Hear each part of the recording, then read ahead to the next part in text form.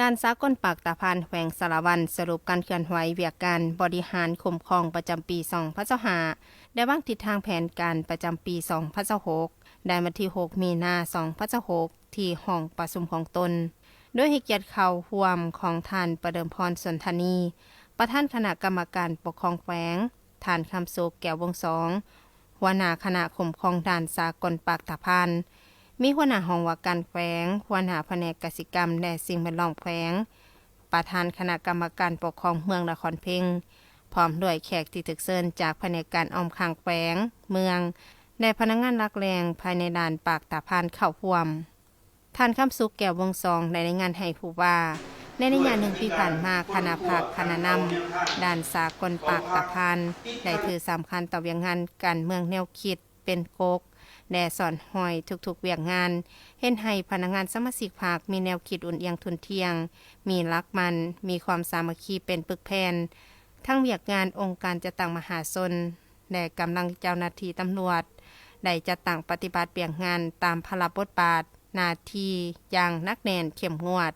ทั้งในเอาใจใส่ปฏิบัติเวียกงานวิชาเฉพาะของทุกๆแขนงการภายในด่านปากตาพานเป็นต้นได้กวดกล้าคนเข้าออกเมืองทั้งหมด 67,000 กว่าคนหญิง 36,000 กว่าคนเด็กน้อย 1,000 กว่าคนพาหนะสินค้าเข้าออกเมืองทั้งหมด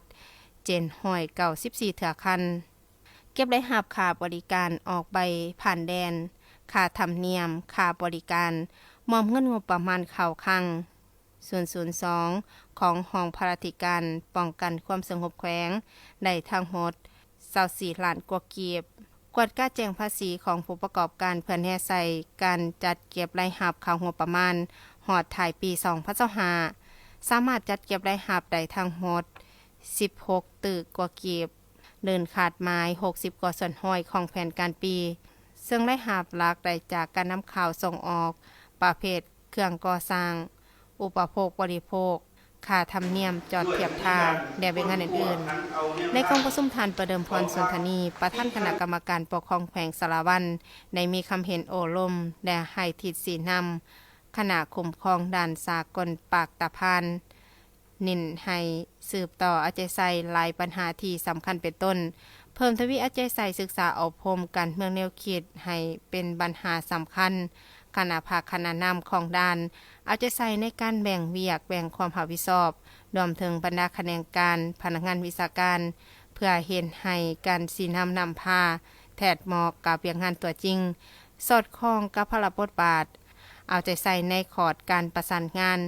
การประสานสมทบกับบรรดาแผนกการองค์การต่างๆเพื่อเหตุสำเร็จหน้าที่ตามการมอบหมายในโอกาสเดียวกันนั้นท่านก็ได้ติดตามเบิ่งการปฏิบัติหน้าที่ของเจ้าหน้าที่อยู่ภายในด่านสากลปากตาพานและติดตามเบิ่งจุดเขียนทายสินค้าตึมอีก